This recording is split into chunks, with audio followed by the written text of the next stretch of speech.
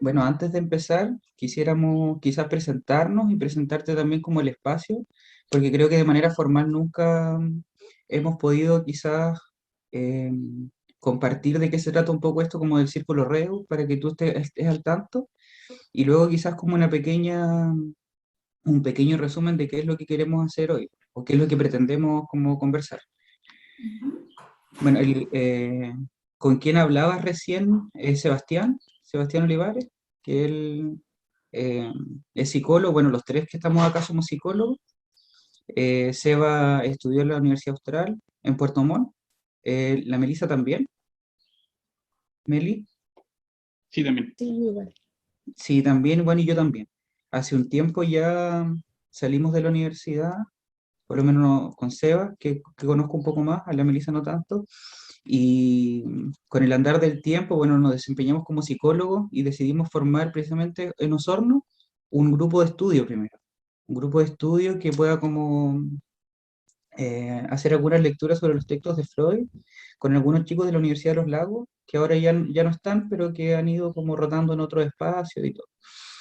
Y de a poco se fue conformando como un pequeño grupo para generar ciertas actividades que permitan, bueno, introducirnos más como en el área, porque pensamos que no hay tantos espacios de formación, quizás los que son como más formales también a veces cuestan un poco más cuando uno está como recién empezando, está trabajando. Yo particularmente trabajo en un PAI, en un programa de ambulatorio intensivo con jóvenes infractores de ley, que es el nombre institucional, y que tienen consumo problemático. Entiendo que Seba también y además con atenciones particulares.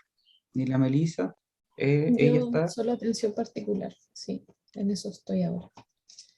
claro, entonces se fue formando un grupo, yo creo que más o menos como 2 o 3 años, donde empezamos con esta iniciativa de querer formar algo que está como, que es un poco bisagra igual yo considero, porque no es como algo institucional, pero tampoco es algo como tan libre, sino que igual hemos ido haciendo como algunas actividades como periódicas, como de manera más sistemática.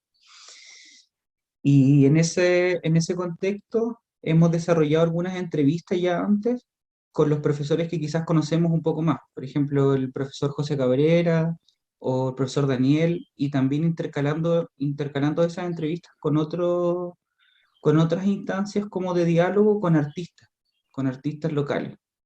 Por ejemplo, hemos entrevistado a Jorge Olavarría, que es un chico que es pintor de Puerto Montt, ha tenido como varias exposiciones y todo, y tratando como hacer un diálogo con el psicoanálisis. Y bueno, en esas entrevistas también generando espacios como de conversación sobre la formación primero, como de los analistas que están como dentro de la región.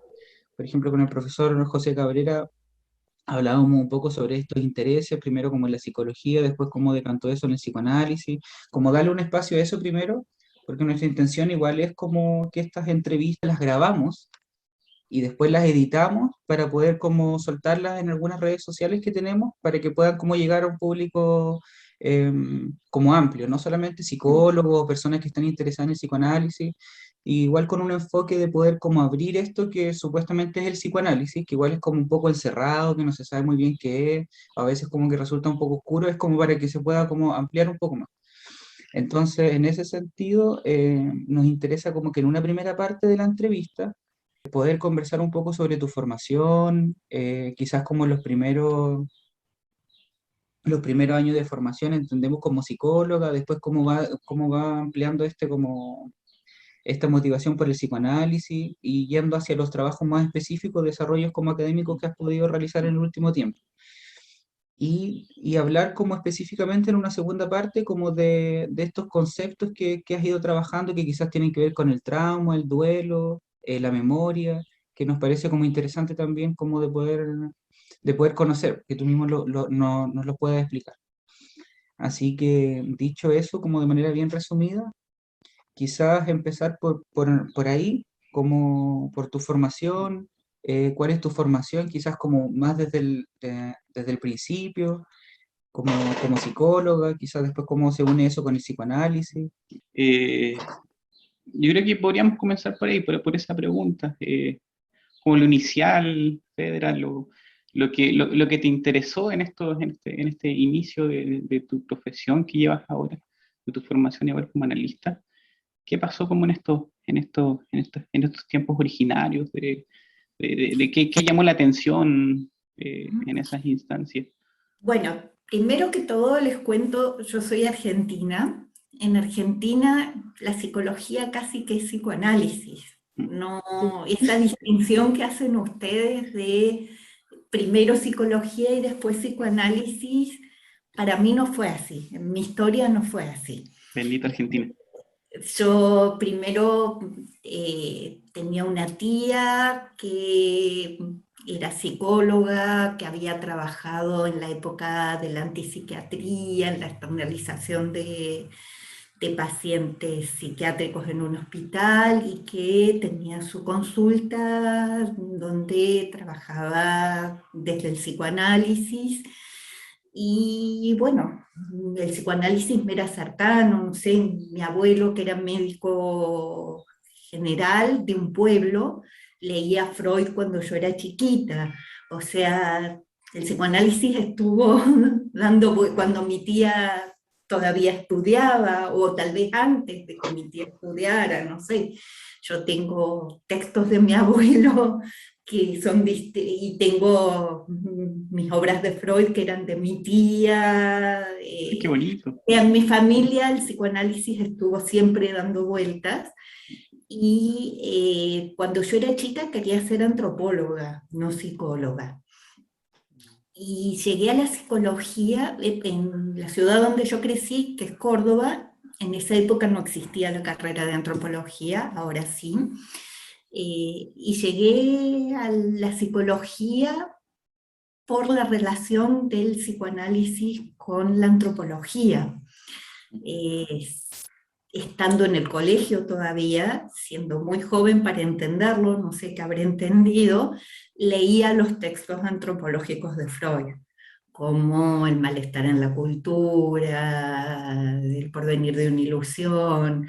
Iba a la biblioteca de mi tía, que era en mi casa, y sacaba esos libros y en la siesta los leía. No tengo idea si entendía algo, que yo creía entender, pero evidentemente ahora creo que no entendía por lo menos lo suficiente, pero fue eso lo que me interesó en primera instancia del psicoanálisis. Y después, cuando ya tuve que elegir qué estudiar, cuando ya llegué a los últimos años del secundario, decimos en Argentina, yo me quería ir a La Plata a estudiar antropología, y cuando eso quedó claro que no era posible, que tenía que estudiar en Córdoba, ahí pensé en estudiar psicología como algo distinto y pensando en qué me interesaba la clínica infantil. Y bueno, ahí entré a psicología pensando en hacer clínica infantil, pero siempre siguiendo con mis intereses relacionados con lo cultural. Como lectura, como lo que finalmente se fue perfilando como que eso relacionado con lo cultural, que relaciona la filosofía, el psicoanálisis y la antropología, tiene que ver más con el área de investigación, y en la parte de la práctica profesional fui queriendo dedicarme a la clínica infantil. Cuando egresé de la carrera de psicología, mi primer trabajo, como nos pasa a todos, no fue el que yo elegí, fue el que conseguí. Y bueno, el primero que conseguí fue para trabajar, en esa época era el gran auge del SIDA, y fue para trabajar en prevención del SIDA. Entonces, a partir de ahí fue que me interesé por la clínica con adictos. Pedí hacer una pasantía en un centro que era como una institución pública, pero que era un programa dedicado a adolescentes y era como el lugar de referencia para atención de adictos en el interior del país público. Entonces, esto se llamaba Programa de Atención al Joven, y ahí fue donde me fui especializando en clínica de adolescentes. Pedra, Mm.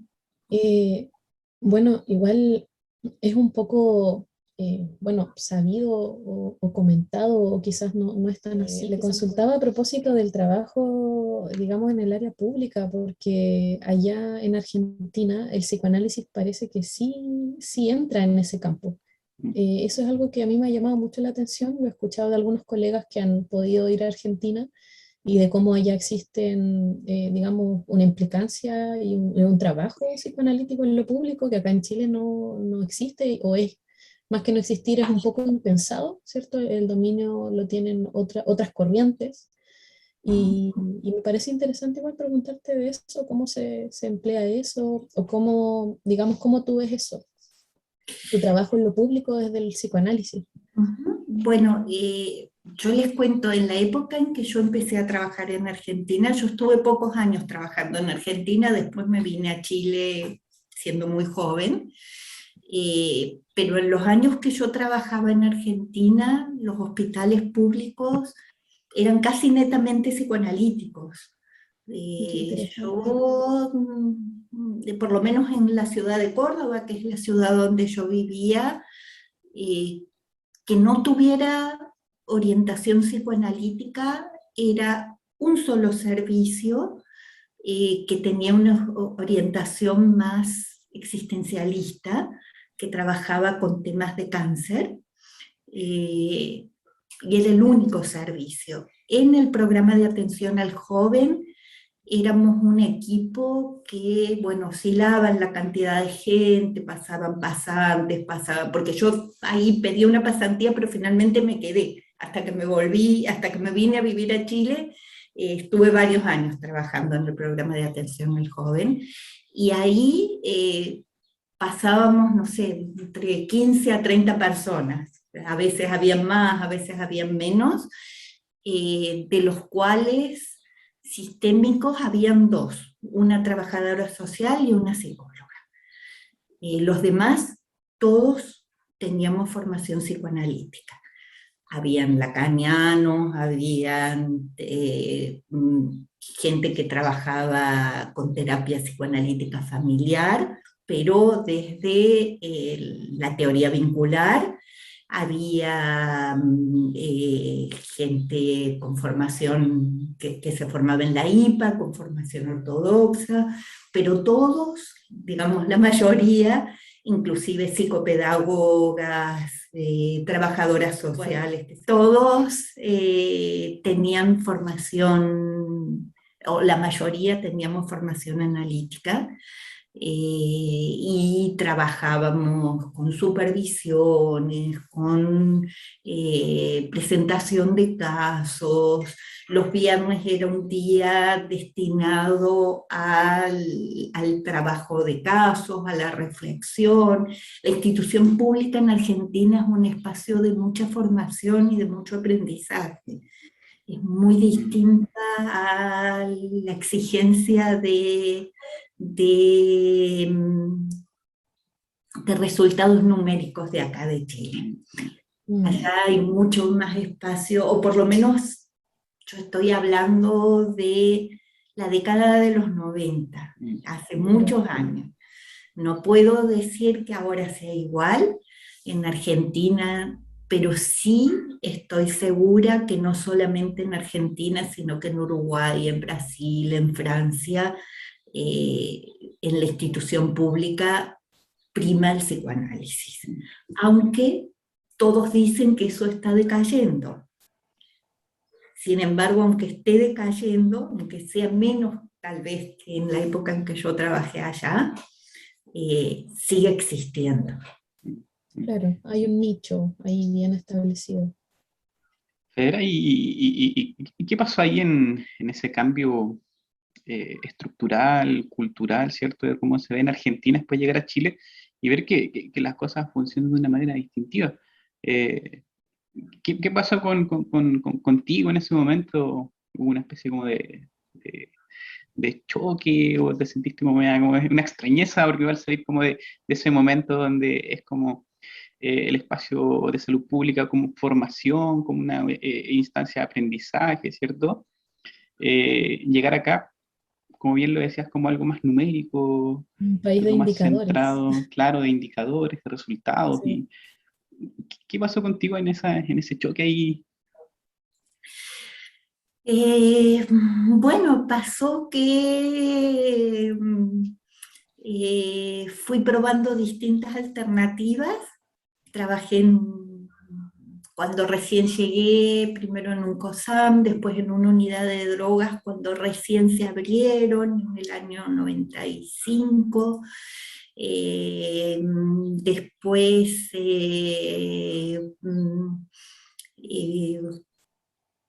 bueno, después de eso me fui a Europa a estudiar, estuve varios años viviendo en Europa.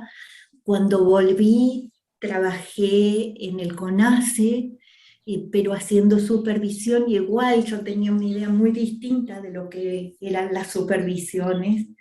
Yo esperaba que las supervisiones fueran también una instancia de reflexión, de repensar lo que se hace, de recrear lo que se hace, y no era ver si se cumplía un contrato o no, un convenio entre CONACE y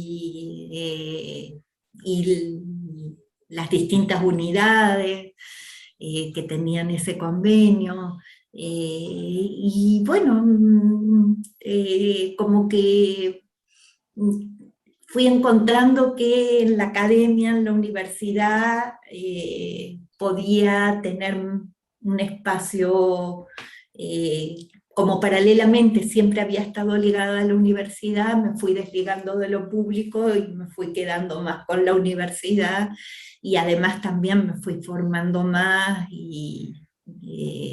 como para dedicarme a la universidad. Súper, súper. Lo que pasa es que en general en Argentina también muchos hospitales públicos son instancias universitarias, como pasa acá con el psiquiátrico, por ejemplo. Ujú. Mm. Sí, y aún así acá siento yo, o es mi perspectiva desde que salí del pregrado, no sé si chicos ustedes comparten esa perspectiva, pero incluso cuesta un poco adentrarse a los campos clínicos como de instituciones de alta complejidad, como el hospital, por ejemplo. Por lo general hay hartos cupos en instituciones, digamos, de más baja complejidad. En eso igual hay ciertas diferencias. Bueno, y Chile, como bien tú dices, Fedra, es un país bastante contractual. O sea, todo es contrato, se cumplen o no ciertas cosas. Ahí hay un choque cultural bien importante. Bueno, a propósito de los temas que has escrito tú y lo que has estudiado harto sobre todos estos escritos culturales de Freud, ya ligado a otro tema así institucional también, pero... Sí, yo creo que también más que un tema cultural, eso es un tema político, que tiene que ver bueno, un país que fue un experimento neoliberal y que eso llegó también a nuestros espacios. Y espero que ojalá esto pueda cambiar en este momento.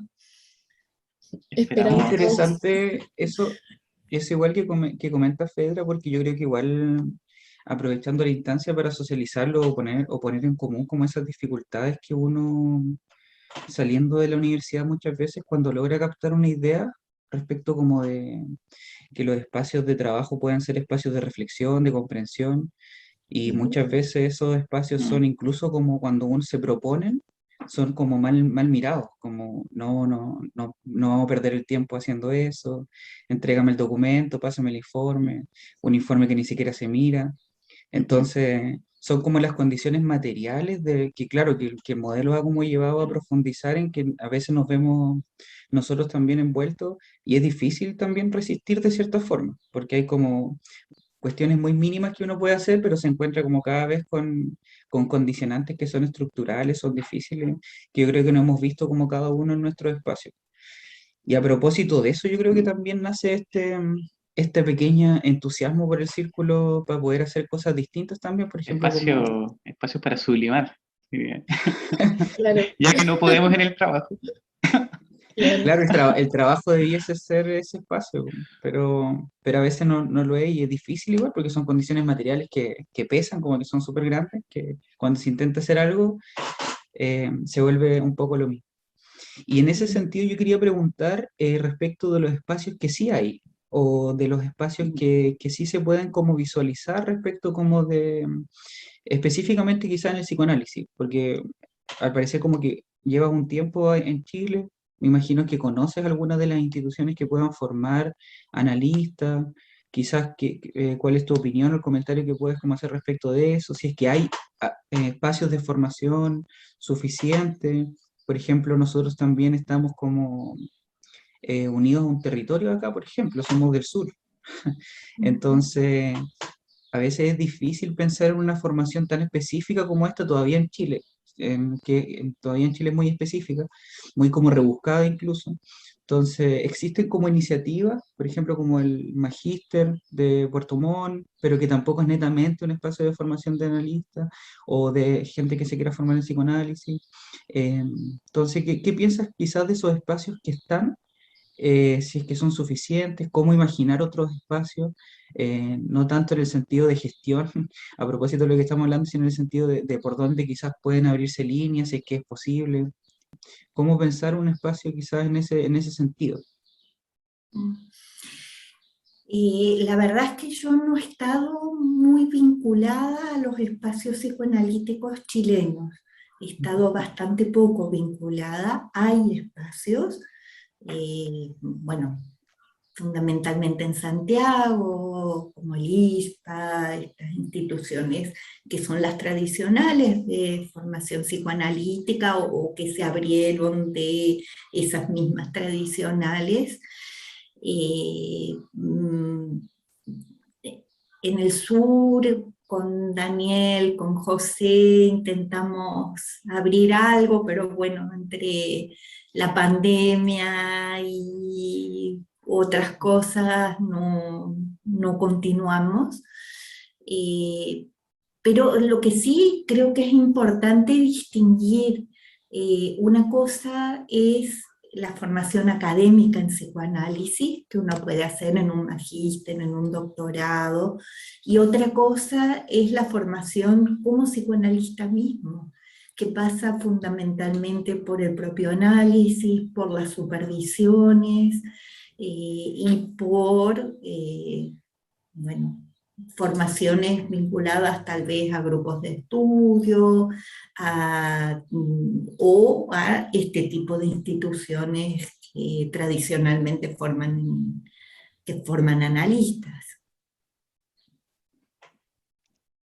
Ese espacio ese espacio que se intentó junto a José o Daniel, eh, ¿cuál era? O de qué iba más o menos como el...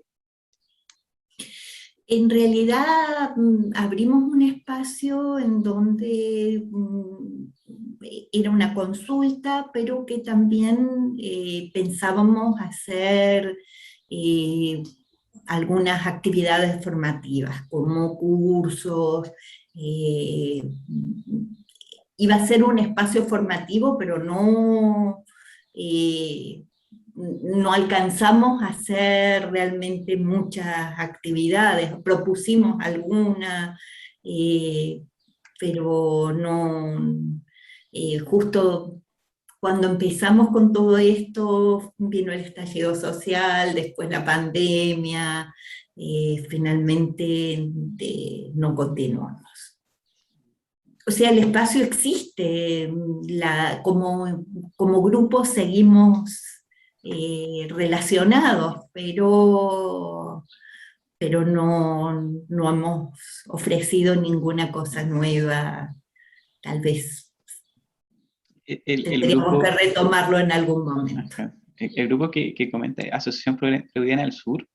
Ujú. Ah, perfecto. Sí. Sí. Tuve la intención ahí de tomar algunas, algunas formaciones. Pero sí, pues, justo tocó el tema del estallido social y la pandemia, y como que todo declinó en todo sentido. Sí, que además también la pandemia implicó otro tipo de trabajo en la universidad, con más exigencias, y nos dio mucho más tiempo para otras cosas. Entonces, yo creo que bueno, que en algún momento eso se va a retomar y se va a recrear, pero este no es el momento todavía. Ujú. Por lo menos no para mí. Ujú. Actualmente, Fedra, estás trabajando en la universidad, ¿cierto? Eh, la, ¿cómo has sentido como, eh, este tránsito, ¿cierto? Como mencionabas, después de la pandemia, ahora ya que se están abriendo algunos establecimientos educacionales para asistir presencialmente, ¿cómo viste a los muchachos, a los alumnos con respecto al tema salud mental o bien a los colegas? ¿Qué te parece igualmente como esto que irrumpe, ¿cierto? Que es la pandemia que irrumpe a nuestra normalidad, entre comillas, y nos hace ahí buscar, eh, de alguna forma, como integrar esto nuevo, ¿cierto?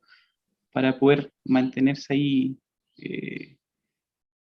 con vida, podríamos decirlo, estando ahí presente. ¿Cómo has visto eso? La verdad es que no sé muy bien qué decir, porque, eh, o sea, en lo que tiene que ver con la universidad, yo siento que estoy como muy aislada de todo, como que no, que el trabajo que estoy haciendo es un trabajo como más mecánico, no sé, no tengo mucha relación con nadie. Mm, Trato de que los alumnos participen, a veces participan, a veces no, pero no les veo las caras, a veces hablan, pero no sé siquiera si se levantaron de la cama o no, o por ahí he visto alguna imagen de uno sobre la almohada, o de que se le prendió la cámara. eh, entonces, para mí es muy raro todo esto. Yo no me siento incómoda dando clases así, puedo hacerlo. Siento que en- podría funcionar. eh, y lo que me preocupa no es tanto el, la falta de relación cercana, porque bueno, yo estudié en universidades muy masivas, en universidades donde hay clases para 1000 alumnos, entonces la relación es tan distante como a través de una cámara, uno ve al profesor de lejos y como mucho, si quiere en el recreo, se acerca y habla con él para preguntarle algo personalmente, o si uno quiere participar y preguntar, puede hacerlo, pero lo mismo se puede hacer a través de Zoom o de Meet. Lo que me preocupa más bien es que cada vez las exigencias son menores y que la pandemia ha hecho que todo se apruebe, lo cual yo no tengo muy claro de si está bien, si está mal, porque también son circunstancias excepcionales, pero esto de la excepcionalidad es lo que me preocupa a mí. Lo de vivir en estado de excepción es lo que me preocupa, porque me parece eh, que eso da para cualquier cosa. Claro. Es un estado de excepción distinto al que tratas en tus trabajos, pero ya que lo mencionas igual, hemos sabido que dentro de lo que has investigado, ¿cierto? El desarrollo teórico que has podido desarrollar, se destacan temas referentes precisamente a las dictaduras, a estos estados de excepción, ¿cierto?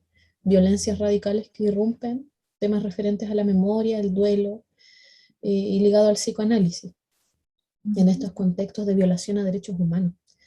Entonces, nos gustaría que nos comentaras cómo nace este interés y qué te lleva a trabajar estos temas, desde dónde nace esto, cómo llegas a trabajar esto también. Bueno, yo viví la dictadura en la adolescencia, la dictadura argentina, con ciertas implicancias familiares. Entré a la universidad cuando volvió la democracia, en el año 83, y el tema de la memoria, desde que se empezó a hablar en Argentina, siempre me pareció un tema interesante, pero por años no lo trabajé, aunque siempre a lo mejor trabajaba otras cosas que tocaban el tema de la memoria. Estaba cerca, lo rozaba, pero no me metía en ese tema. Hasta que mi hija empezó a trabajarlo en sus estudios en la universidad, en estudios, bueno, ella también estudió filosofía, pero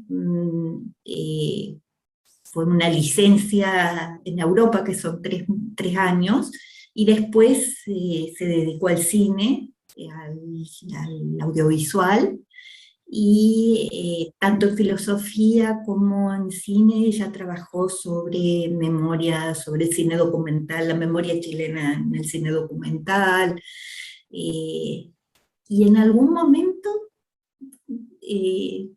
mientras siempre sus trabajos los comentábamos, y en algún momento ella me mandó un documental argentino que tocaba mucho cosas de mi historia particular.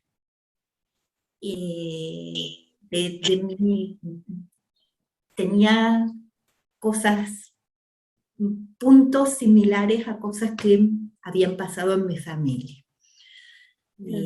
Y cuando vi esa película, yo sentí que mi hija me decía subliminalmente: este es tu tema, no el mío. Como que me pasaba, como que me demandaba un deber de memoria. Y lo asumí y empecé a trabajar el tema en ese momento. Y Fedra, bueno, como es muy, yo creo, como bonita la historia, a partir como de porque estamos como haciendo ese tránsito entre tu formación, tus primeros como intereses en psicoanálisis, y ahora aparece también como tu relación con tu hija, como todo eso se va uniendo un poco con los temas como más socioculturales, antropológicos, que encuentro que forma como una constelación bien bonita de cómo uno va como transitando ciertos temas a partir como de sus intereses personales, su historia y todo, que a cada uno también eh, le ha pasado, yo creo, con lo que ha desarrollado. Hemos estado como en estamos en diferentes espacios de posgrado, y yo también he hecho como un poco ese recorrido. Y quizás antes de comentar esos conceptos como más específicos de los trabajos que has desarrollado, quizás podrías comentarnos algo del lugar que tiene el psicoanálisis en este espacio como de pensamiento, que quizás tiene que ver más con lo filosófico, con lo cultural, donde está como la imbricación entre el sujeto y lo comunitario, que si bien sabemos como que Freud igual lo aborda en estos textos antropológicos, sería bueno quizás como saber desde ti, ¿cómo ves como esa relación, que, que es posible realizar lecturas a partir como desde ahí? porque muchas veces en el en imaginario, por decirlo de alguna forma, para las personas que puedan estar más o menos cercanas quizás al psicoanálisis, es como que el psicoanálisis fuese como algo más privado, como algo que sucede Mm. en la clínica, qué sé yo. Entonces igual nos interesa como poder sacar el psicoanálisis un poco de ahí, como en estos diálogos que se generan. Entonces, quizás que nos puedas comentar eso, cómo esas posibles relaciones. Bueno, Sí, a yo siento propósito. que a lo que me dedico es a la clínica del lazo social, sobre todo en el área de la investigación. Eh, pero casualmente acá mismo, acá al lado, porque estuve traduciendo un libro y tenía un marco para apoyar el libro que me regalaron, o en realidad le regalaron a mi marido, pero que me fue útil que esto para apoyar un libro, Súper. para poder ir leyendo, que es de la Universidad de Antioquia de Medellín, y dice, tiene una cita de Freud, del Departamento de Psicoanálisis de la Universidad de Antioquia, y dice, en la vida anímica individual aparece integrado siempre, efectivamente, el otro, como modelo, objeto auxiliar o adversario. Y de ese modo, la psicología individual es al mismo tiempo y desde un principio psicología social en un sentido amplio pero plenamente justificado. Sigmund Freud, 1921. Freud tiene muchos pasajes que dice cosas similares. En Él psicología hace de las ese masas, tránsito principalmente, no sé entre si la clínica y lo cultural constantemente. sí. Melía, ¿ibas a comentar algo? Que- ¿Se escucha o no? Sí, sí, sí. Sí. Sí. Gracias. Ah, no, que sí, ese pasaje que leyó Fer a propósito de, de lo que estaba mostrando, sí me recuerda, creo que en Psicología de las Masas y Análisis del Yo, Freud igual habla de que toda Mm, psicología individual La es orden también primordial. social, Mm, ¿cierto? Sí, sí, sí, sí, exacto. ¿Qué- ¿Cómo se entiende la clínica del lazo social? Entonces, ¿cómo se podría como definir ese como área de estudio o de investigación? Como una clínica que no puede estar exenta de el marco sociocultural en donde se desarrolla cada individuo. No, no podemos pensar a un individuo solo.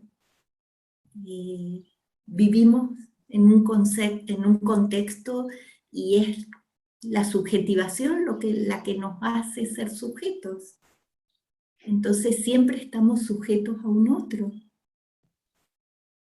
Mm, mm. Ujú.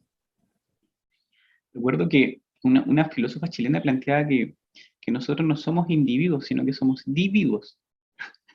Me pareció como bonita Interesante. ese cambio como concepto, claro, que uno se construye a través del otro. Y es interesante pensar que muchas veces se piensa mal de Freud, en el sentido que plantea que no, que el sujeto nace de sí mismo y aparece todo esto más como ligado al individuo, y se olvida que por toda su obra, ¿cierto? Recorre justamente como, y eleva estos temas de que uno se construye a través como de las relaciones con los padres, y los padres con los padres, y el superior de alguna manera igual es algo cultural que se transmite. Es interesante cuando a veces la lectura solamente se centra como en esto más como de lo privado, como decía Felipe, cuando realmente hay todo un abanico de que al fin y al cabo estas instancias de interacción con el otro son las que nos construyen. Y Mm. olvidarnos de eso es olvidarnos de nosotros mismos igual al mismo tiempo. Hay una reducción también de la teoría de Freud. Se olvidan de su metapsicología igual. En el fondo, digamos, como cuando hay una relación de objetos, ¿cierto? Hay un desplazamiento pulsional, hay un espacio ahí intersubjetivo también. Eso igual se deja bastante de lado en las comprensiones sobre la teoría freudiana. Sí, también yo creo que hay un problema en Chile por la poca divulgación del psicoanálisis, que se transgiversa mucho y hay mucha gente que habla del psicoanálisis sin haberlo leído realmente. También están los psicoanalistas no, que, que parcializan lo que ustedes decían. Pero me parece que esto de que se crea que el psicoanálisis solamente tiene que ver con la clínica individual, tiene más que ver con falta de conocimiento del psicoanálisis. Totalmente, sí. Claro, y se le dan como ciertas caricaturas, igualmente como del psicoanalista en el box, el paciente en el diván. Son o bien en otro lado, más como de la técnica, es como el psicoanalista como silente, que no dice nada. Por eso pasa lo que hablábamos antes, de que creen que, por ejemplo, el psicoanálisis no puede estar en los espacios públicos, porque se imaginan un tipo de análisis exclusivo de la consulta privada. Inclusive en los espacios públicos pueden haber divanes también, pero también puede haber una terapia analítica cara a cara, y también el psicoanálisis se puede adaptar a otros espacios, y hay gente que trabaja, no sé, por ejemplo, en Brasil, Luciano Elian, que es un amigo, trabaja en las favelas y tiene consulta psicoanalítica creada por la Universidad de Río de Janeiro en las favelas. Interesante. En Francia, Olivier Duville trabaja con los niños de la calle, en la noche, en la calle, con los niños de la calle, de manera totalmente analítica. Entonces, o con los niños soldados en África. Bueno, evidentemente esta idea del psicoanálisis que es solo para la consulta particular no tiene nada que ver con estas realidades que estoy ejemplificando.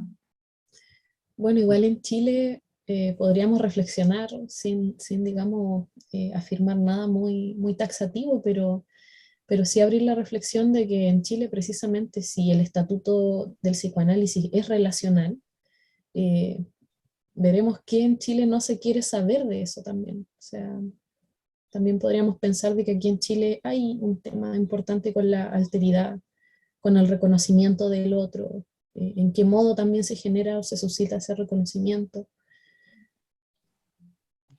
Sí, igual hay o sea, trayendo a colación como quizás la experiencia personal, que pasa que cuando uno se interesa por el psicoanálisis en un principio, obviamente tiene ciertas lecturas, pero no es algo acabado de lo que es, y cómo poder adecuar eso o hacer que eso pueda como tener algún tipo como puede internarse de alguna manera en un espacio como de trabajo más común. Eso por ejemplo, ha pasado, yo creo que con varias personas que he conversado y que tienen un interés por el psicoanálisis, entre, claro, la falta de conocimiento como en profundidad para poder adecuar ese conocimiento y que tenga una cabida en espacios como de trabajo más comunes, por ejemplo, en el PAI o con chiquillos que son... Se cortó un poquito. Aló, Felipe. Pero se iba a volver. Como que al parecer estaba planteando algo como del reconocimiento ahí, Felipe. Como este interés particular del psicoanálisis que no tiene cabida. Es como decir, La como falta que de no... profundidad igual, como mencionaba también. Ahora con lo que decías de la dificultad de reconocimientos para el otro. Yo creo que de lo que hablábamos antes, una de las cosas que me chocó mucho a mí es el forzamiento a la normalización de Chile. No solamente en los espacios laborales, no sé, cuando mis hijos iban al colegio, me parecía muy impresionante eso. Que por supuesto es algo que existe en todo el mundo, pero como que yo lo siento más intenso acá. Y bueno, yo la verdad es que estoy muy ilusionada con que este sea un momento de cambio para eso. Sí, hay un tránsito importante en este momento que yo creo que va paso a paso. A veces se pierde un poco la esperanza porque retornan los fantasmas del pasado igual, de Chile, de esto de realmente no sabemos si despertó o no despertó, lo vamos a saber posteriormente. Está todo un proceso de, digamos, de una nueva constitución que es muy importante, pero ahí va el proceso. Tenemos muchos la misma esperanza, yo creo. Yo igual tengo esa esperanza de que Chile algo pueda cambiar. No necesariamente todo, sería absurdo creer eso, pero que por lo menos algo se mueva.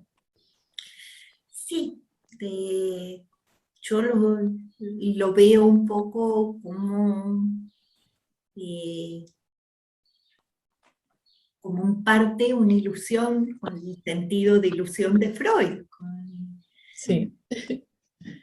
Pero una ilusión en la que quiero creer. Bueno, Freud Exacto. decía que era cruel, no me acuerdo de qué modo lo dijo textual, pero que más o menos era cruel también despojar a las personas de sus ilusiones y que si no lo que había que, digamos, de lo que había que preocuparse de algún modo era de reconducirse a las razones sociales de esa ilusión. Eso es interesante, un muy bonito texto de Sí. los Ahí textos culturales de Freud. tenemos otra cita que nos remite justamente al entramado social. Sí. Felipe, ¿estás por Parece que ahí? ahí está Felipe. Sí. ¿Podrías? ¿Aló? Sí, ahí está. A ver. Turututum. Me parece que está complicado con la conexión, Felipe.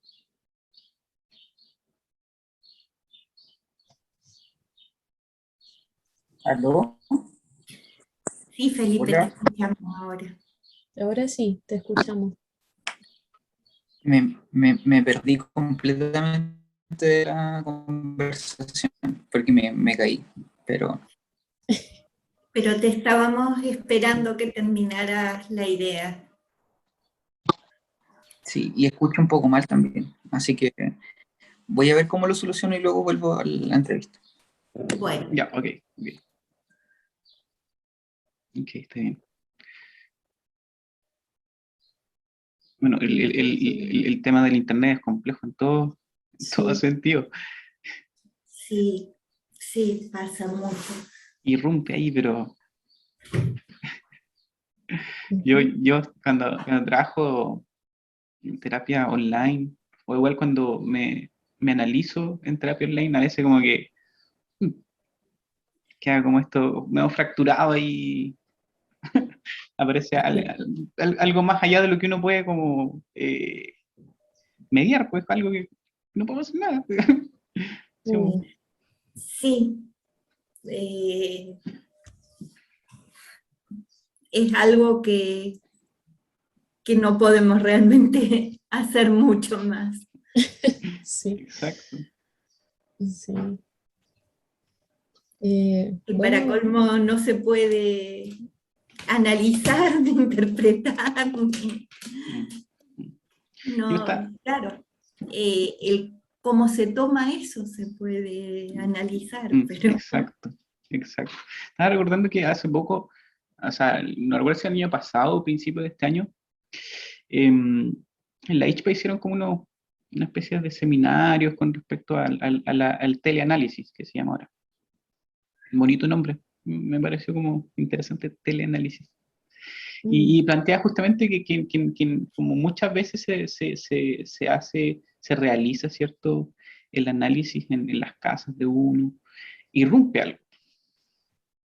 El perrito, la pareja, los hijos. Mm, Sí, en realidad esto no empezó ahora por la pandemia, esto venía de hacía tiempo. Mucha gente como los que hemos viajado para estudiar afuera, eh, ya desde hace tiempo habían analistas que con sus pacientes porque se iban o por trabajo o por otras cosas, pacientes que no eran del área de la psicología, que se iban a otro lado, continuaban el análisis por teléfono, después estuvo Skype, después de Skype, por videollamada, y esto viene de hace tiempo, ya se hacía. Incluso en realidad Freud con Juanito lo analizó a través Claro, de cartas. exacto. mm, Es interesante verlo de esa manera, ¿no? De manera sí. indirecta, ahí como el trabajo que se puede realizar. Ahí volvió Felipe. Felipe, estamos, ahora sí que sí. Sí, pero me parece que me voy a caer de nuevo, porque estoy tratando como de conectarme y me salgo como... Ahí, por ejemplo, me dice que el internet está inestable. Hagamos el intento, esforcémonos en a ver qué pasa con... Sí, te escuchamos bien en todo caso. Ya, sí, ahora igual lo escucho bien. También me perdí, no sé dónde, en qué estaba. Estamos hablando Hemos hablado de, algunas cosas, pero te estábamos esperando en realidad.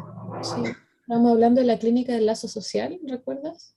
Tú le preguntaste algo de eso a Fedra, un poco. Sí, sí, y yo lo último que estaba comentando era sobre como como posibilidades de modificación entre las condiciones materiales del trabajo, las prestaciones, como los informes, como lo que supuestamente son estas cuestiones como que te piden y que imposibilitan como de poder como insertar dentro del trabajo espacio como de reflexión, de análisis, que coartan un poco eso. Entonces, entre el desconocimiento que uno tiene en el principio, como un interés, más que como como una modificación real de esa práctica. Pero lo que estaba pensando mientras me caí era quizás poder comentar un poco sobre el tema del duelo, que me parece que es como un concepto que por lo menos en tres de los documentos que pudimos revisar o que hemos podido leer eh, de Fedra aparece como un concepto central, ahí en referencia como al tema de la memoria, como que hay un enfoque desde el duelo, a diferencia, por ejemplo, que no es como desde el trauma, o que quizás no pone tanto énfasis en la melancolización como del lazo social, sino como precisamente de la posibilidad de trabajo. A propósito como de lo que dice Riquet, cuando genera como este diálogo entre recordar, repetir y elaborar y el duelo y melancolía. O me recuerda también como a los trabajos de Didi Uberman, no sé si lo has escuchado, Feder, eh, que es como algo que particularmente me interesa también, los trabajos de él respecto como del duelo y quizás como en el ámbito como de la estética y teoría del arte. Eh, pero creo que hay como un enfoque en esos trabajos que al enfocarlo desde el duelo como concepto teórico, permite como una posibilidad, yo creo, que es como la posibilidad de trabajo. Que cuando se aborda como netamente desde una melancolización del lazo social, si bien son como la cara de una misma moneda, yo creo que una responde más a un diagnóstico, pero que repite justamente como ese diagnóstico. Yo pienso que el duelo, y creo que eso es como una de las cosas que a mí personalmente me gustan como del trabajo teórico que pudimos revisar, sobre todo en el diario de Francisca, que claro, uno podría, Francisca, si no me equivoco, era el Y nombre de sí, la... sí, Claro, uno podría abordar ese trabajo también, habiendo dicho algo parecido a que existe aquí una representación de la melancolización de la social, etcétera, que es cierto, pero también creo que apuntas a algo que me parece como más interesante, porque va como hacia el lado de la transformación o de la posibilidad de que también se puede hacer algo con el sufrimiento, que eso es como lo que permitiría el duelo. Entonces, quizás, no sé, me imagino que podemos quizás comentar algo de eso, como distinciones conceptuales entre trauma, qué es lo que fija el trauma en términos como desarrollo teórico para pensar un cambio.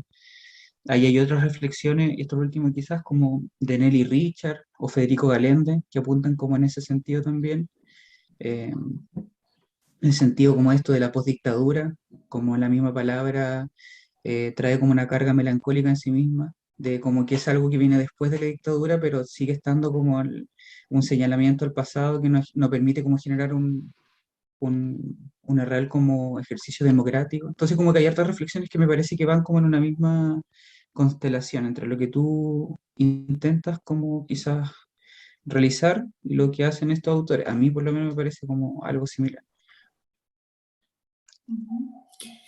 Eh, bueno, eh, un poco si volvemos a como la historia de cómo llegué a eso, si trabajé sobre esta relación entre duelo y memoria, es porque ese fue mi postdoctorado.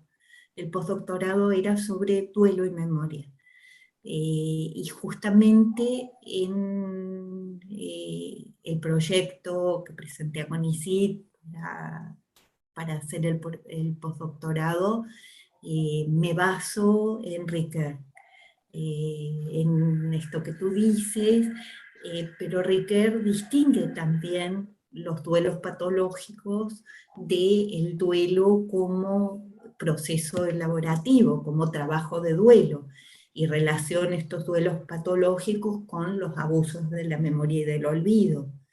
Entonces, justamente trabajé las dos cosas. Trabajé por un lado lo que tiene que ver con procesos de deber de memoria, como el ejemplo de Francisca Márquez cuando entrega su diario, que yo creo que es un ejemplo que podemos tomar como modelo para trabajar esto. Trabajé otros temas que tienen que ver con lo contrario, con los abusos del olvido, por ejemplo, con lo que tiene que ver con la culpa y es un tema que me quedó pendiente, que tengo ganas de seguir trabajando, pero que no, después que terminé el postdoctorado no me dio el tiempo, eh, pero me gustaría mucho trabajar con el colectivo de historias desobedientes, por ejemplo, con la culpa de los hijos de los genocidas. Es interesante eso, Federa, porque hay, bueno, todo un proceso de identificación con la familia igualmente. Y después estaba pensando esto como en el sentido de que uno tiene que desidentificarse en ciertos periodos de la familia y darse cuenta que justamente su familia, sus papás, sus abuelos, fueron parte de esta violación, ¿cierto? De los derechos humanos. Debe ser fuerte, pero recuerdo que en uno de tus trabajos planteas que existía una renegación de estas condiciones. O sea, sí, la verdad es que, bueno, el trabajo en el que hablo de la herencia en Chile post-dictadura, todavía estos colectivos, por lo menos en Chile, no estaban funcionando mucho. Sí habían hecho su aparición en Argentina, en Chile había alguna relación, pero menos, Por eso es que me gustaría ahora, o cuando se fueron desarrollando más, profundizarlo más. Bueno, existe, Chile y Argentina vivieron procesos muy distintos. En Argentina hubieron juicios públicos que hicieron mucho más difícil que se pudiera negar el pasado. El negacionismo existe en Argentina, pero menos. En todo caso, en donde hay estudios bien interesantes es en Alemania, y en Alemania, a pesar de que hubieron juicios y condenas, hay un autor que trabaja justamente cómo los nietos de los nazis dicen que sí, que eso existió, que lo condenan, pero que su abuelo no tenía nada que ver. Su propia historia la niega. Claro, porque igual significa poner como Hay en una parte interesante. cuestionamiento a las figuras que representan tal vez como un lugar en esa familia. Es una herida narcisística muy fuerte. Exacto. La declinación ahí de la figura paterna vista como genocida, ¿cierto? Debe ser difícil ahí. Ahí estamos en lo traumático, no en el duelo. Claro. De hecho, en Argentina hay quienes han pedido cambiarse el apellido, hijos de genocida que no quieren tener el apellido del padre. Pensaba que en tu trabajo igual lo planteabas como la existencia en una crisis identitaria, que sería difícil justamente de enfrentar para aquellas personas. Viendo esto, me hace pensar qué posibilidad existe. Yo sé que es algo súper personal, súper singular de cada uno, pero qué posibilidad existe o que está a la mano, nosotros, o bien programas de Estado, o bien el mismo Estado, ¿cierto?, de que se pudiera como generar un paso a ese traspié que genera como el problema de no darle espacio como a la historia real que sucedió acá en Chile, en Argentina, en Brasil, ¿cierto?, en Uruguay, con la dictadura. O sea, cómo pensar un proceso de representación, tanto para las generaciones y tanto para los sobrevivientes, y tanto también para aquellas personas que les es complejo cuestionar a sus padres y a sus abuelos que fueron partícipes de este genocidio, ¿cierto?, en Alemania y acá en Chile y Argentina. O sea, me estás preguntando si entiendo bien por la participación del Estado, por las políticas de la memoria en relación Exacto, sí. Sí, ya que tú mencionas algo que me parece súper interesante, el modo de, digamos, de mencionar lo que son políticas del olvido. Entonces, ¿qué pasa con eso respecto de las políticas públicas? Un Estado que, digamos, donde se promueve, el que se promueve como un poco negativamente, negativo, de negatividad, no de negatividad moral, digo, no, sino de que, como del no recordar, ¿cierto? Y la validación de las verdades de aquellas personas que Claro, sufrieron aquel efecto traumático. porque sabemos que hay programas, que hay ciertos sitios de memoria, pero ¿por qué si hay eso entonces? ¿Por qué habría tanta dificultad para elaborar el duelo en Chile, de algún modo? Que creo que es algo que está a la vista por lo demás, no es como una elaboración teórica abstracta, sino que en realidad es algo que uno puede ver, por lo menos como chilena, y yo creo que los chiquillos igual pueden estar de acuerdo. Yo creo, es una hipótesis que estoy un poco armando en este momento, que esto tiene que ver justamente con centrarse sobre el trauma o centrarse más sobre el duelo. ¿En qué sentido? Las políticas públicas de reparación en Chile son las del PRAIS. El PRAIS está ubicado en salud. Entonces, ubicarlo en salud pone a las víctimas como del lado de una víctima que sufrió un trauma, no como un sobreviviente que tiene una marca, que tiene una herida causada por la violencia de Estado, sino como alguien enfermo. Porque el trauma se asocia con lo enfermo, con lo patológico. Justamente esa es la diferencia entre el trabajo sobre el trauma y el trabajo sobre la elaboración del duelo. El duelo es algo de la vida normal, el trauma es algo de la vida patológica.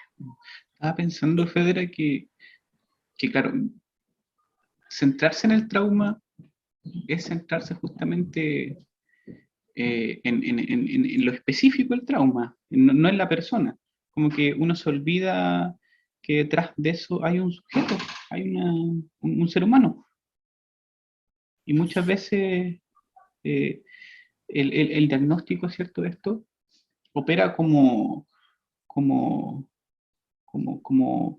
un trabajo que se debería hacer como específicamente, pero se olvida, es como similar como Claro. cuando está como la persona que consume, ¿cierto? Se olvida justamente que hay un toxicómano, o sea, que hay una persona y lo tratan como toxicómano. Queda la experiencia acotada, me da la impresión. Exacto, como que yo creo que el trauma es algo importante que hay que trabajar, que no es algo que se pueda dejar de lado, no pasa porque es uno o lo otro. Claro. Pasa por cuestionarnos qué políticas implementamos, porque esas políticas tienen que ver con el lugar que asignamos. No es lo mismo asignarle el lugar de víctima de un traumatismo que asignarle el lugar de sobreviviente de violencia de Estado. Y en eso veo muy distinta el trabajo que se hace en Brasil, por ejemplo, con la clínica del testimonio, el trabajo que se hace también en Argentina con apoyo a los testigos.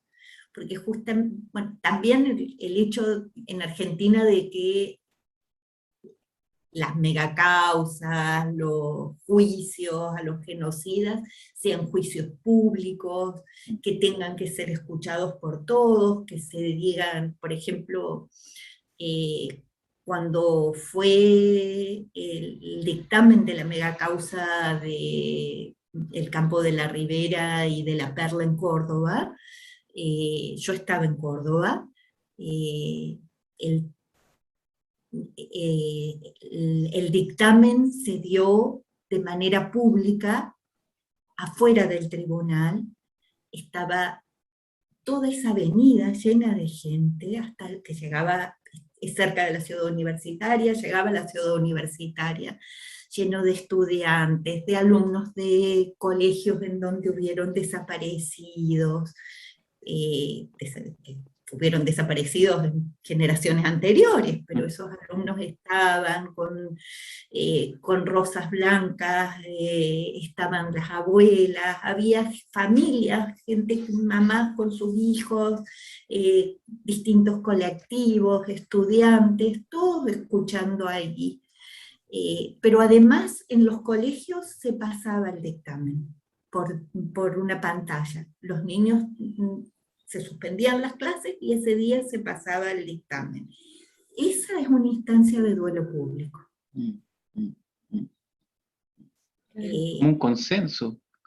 Es una instancia de reconocimiento y que hace que las víctimas sean sobrevivientes. Y entonces el trabajo como psicólogos de acompañamiento a las víctimas que tienen que enfrentarse, tienen que revisitar su pasado, que tienen que enfrentarse con su trauma, pero que les permite elaborarlo, es distinto del trabajo aislado en un lugar de salud, en donde de algún modo son revictimizados.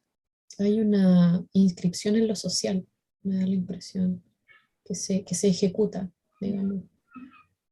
Que se ejecuta en varios términos, o sea, no solo más allá de las cuestiones simbólicas, hay también cuestiones bien concretas, reales, ¿cierto? Sobre cómo digamos, se hace memoria de un modo más material. A propósito de lo que hablas tú también en tu artículo de la herencia de sentimiento y de cómo dice Sebastián, que aquí parece que hay un consenso, ¿cierto? Y en esto de la herencia de sentimientos, a propósito de la dictadura en Chile, ¿cierto? Cómo invaden los sentimientos de culpa y cómo ahí juega un rol primordial los sentimientos de ambivalencia, ¿cierto? Que se generan digamos, en las personas que están ligadas a perpetradores, ¿cierto? De violencia de Estado, la identificación con un objeto de amor y a la vez la imposibilidad de poder, eh, digamos, reconocer que este ejerció un daño.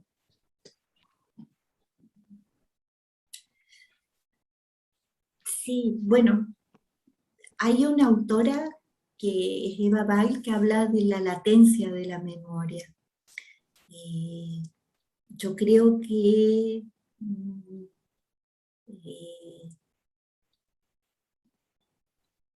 y ya eso sí no es una ilusión, que este despertar dio lugar a una memoria distinta, que circularon otras cosas que, bueno, sigue estando el negacionismo, pero dio lugar a que se hablen muchas cosas que antes no se hablaban. Que, bueno, Sí, de tal vez hecho, hubo que esperar que pase, como dice esta autora, que se desexualice la violencia de Estado para que se pueda hablar de cosas que no se podían hablar antes. Como acá en Chile de la dignidad, como se plantea ahora, como ahora denominada justamente por el pueblo, ¿cierto? Por las personas, la Plaza de la Dignidad. Es interesante cómo caen estos referentes simbólicos, ¿cierto? Y empiezan a elevarse nuevos. Me parece como que igual apunta como a esa, tal vez parcialmente, como a ese reconocimiento justamente de una historia llena de violaciones a los derechos humanos. Sí, también es triste ver cómo ese olvido que hubo durante estos 30 años hizo que hubiera repetición. Por eso creo que no basta con el indulto de los presos políticos, que hace falta más que eso, que hace falta un trabajo de vincular. He escuchado a veces, incluso víctimas de la dictadura que dicen, no, pero lo que pasa ahora no es como antes, nosotros sí nos pasaban cosas terribles. Eso me parece muy peligroso. Justamente lo que me parece importante es darnos cuenta que se trata de compulsión a la repetición. Sí, y que se trata de violencia de todos modos, o sea... De violencia de Estado igualmente. Igualmente, sí.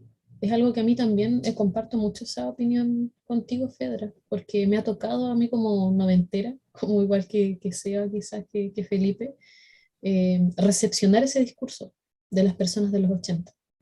Así como a ustedes no los desaparecieron, a ustedes no los mataron a balazo, pero igualmente lo que sucede es violencia, o sea, la persecución política es Pero violencia. además, ¿qué hace que una violencia sea más... son violaciones a los derechos humanos? No es manera. ¿Qué hace que dejar a alguien ciego sea menos importante que desaparecerlo, o Totalmente. que permanecer en una detención indefinida sea menos grave que sí, no, están en cárceles comunes, son presos políticos, no están en campos, se sabe dónde están, pero es una detención fuera de la ley también. Mm. Sí, igualmente. Es muy cierto. Te iba a preguntar algo, Fedra, ¿qué pasa como bueno, bien lo sabemos que aparece la repetición.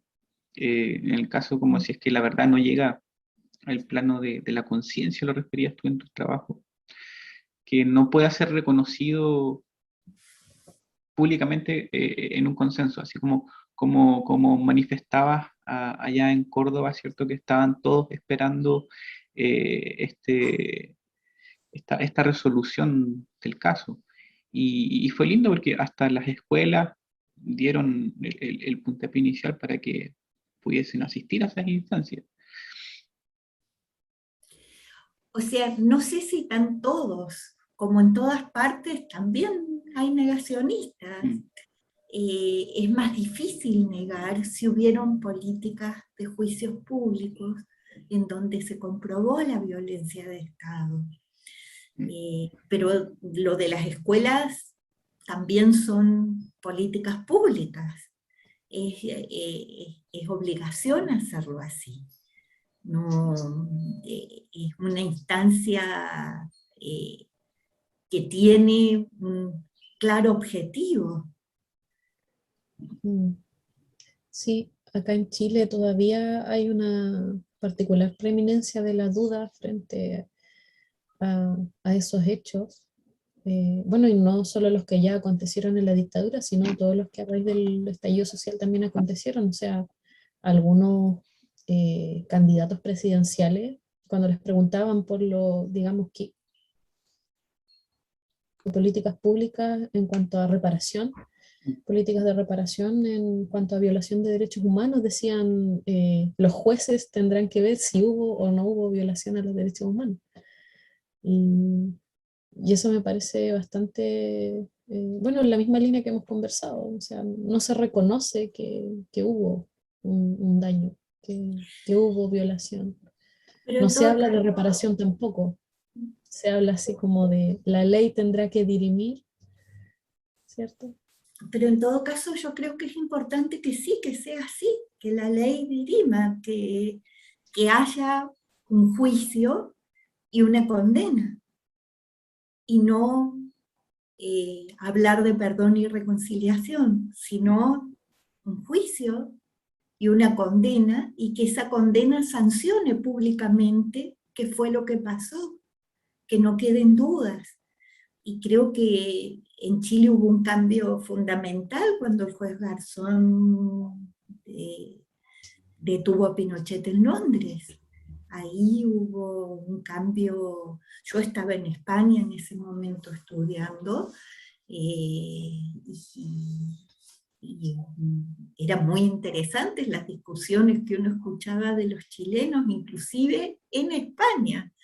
De los chilenos que negaban y que tenían, era impresionante cómo el terror había hecho que funcione la represión. Bueno, igual Garzón es prácticamente un dique del derecho frente a la corrupción sistémica, porque también acá en Chile eso es lo complejo, o sea, también él es digamos, un agente o un personaje extranjero, pero acá en Chile, de parte de los jueces chilenos, cuesta mucho que estas cosas se medien en favor de las víctimas, por lo mismo, porque la corrupción sistémica está detrás también. Creo que eso dificulta harto las cosas en términos reales, de qué es lo que se dirime y qué juicios hay. En Chile está la sensación muy, muy grande de impunidad también, no solo en términos de la dictadura, sino también en todo tipo de situaciones que tienen que ver con la violencia, con la corrupción. ¿cierto? Con los privilegios de los, por ejemplo, los súper ricos. Es algo, un tema Sí, complejo. y también funciona una negación que todavía existe sobre eso. Todavía hay muchos que creen que Chile es, como decía Piñera, el oasis de Latinoamérica en donde no hay corrupción. Mm, claro que sí. Yo creo que igual vamos a ir concluyendo ya. Creo que ha sido una conversación gratamente enriquecedora para nosotros como entrevistadores, Fedra. Eh, Nos has iluminado en algunas cosas que por lo menos yo desconocía.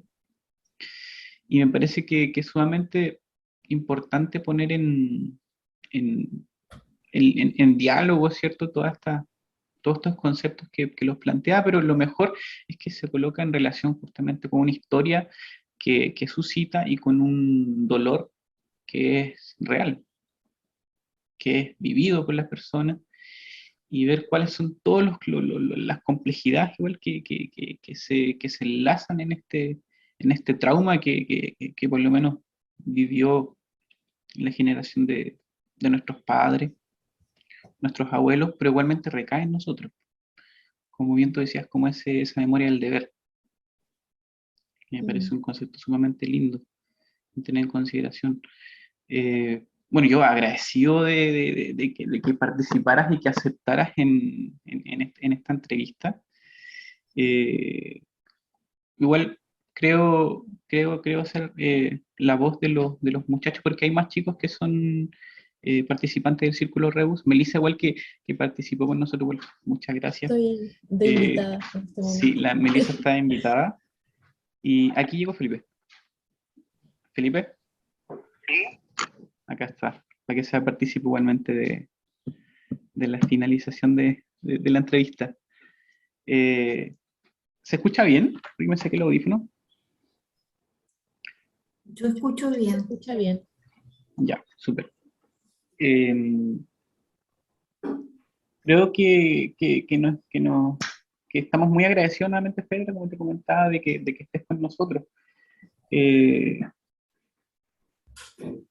Fue para mí como súper enriquecedor conocer igualmente tus experiencias, cómo fue decantando igualmente tu interés, pasando de antropología, a psicoanálisis, textos ligados a lo social. Y nada, pues agradecerte. eh, Espero que existan instancias posteriores igualmente para que se pueda replicar algo similar o bien con otra dinámica. No, los agradecimientos son míos. Para mí siempre es un gusto hablar con jóvenes interesados en que tengamos temas de intereses en común. Creo que no hay nada más enriquecedor que eso. El intercambio entre las distintas generaciones es algo que, que siempre es un aporte para todos. Y bueno, les agradezco a ustedes el haber generado este espacio. Gracias a ti, Federa. Meli, ¿quieres comentar algo? Nada, agradecerles a ustedes igual, el Círculo Rebus, por haberme invitado, también de la mano de ser colegas y compañeros en este difícil pero enriquecedor oficio que nos trae de la mano con el psicoanálisis. Eh, y nada, también un gusto escuchar a Fedra, los trabajos que ha hecho me parecen interesantísimos y súper valiosos para lo que está pasando hoy en día en nuestro país. También a propósito de que hay un tema de una sensibilidad especial y creo que se agradece también tocar algo más allá de la abstracción teórica, sino también de los afectos, ¿cierto?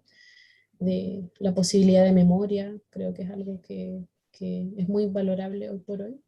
Y bueno, por supuesto, Fedra es una persona que sabe demasiado, es muy interesante escucharla, así que también agradecida de poder participar en ese sentido, de escuchar su experiencia, saber de su vida también y de sus trabajos. Bueno, vuelvo a decir que los agradecimientos son para ustedes, que los felicito y que cuenten conmigo para apoyarlos en todas las iniciativas que quieran realizar. Bien, bien. Gracias. Agradecido, Pedra. Círculo Rebus les entrega ahí un abrazo y un saludo por participar en esta entrevista. Así que nos estamos viendo pronto. Hasta luego. Nos vemos. Chao, Chao. un abrazo para ustedes. Gracias, gracias.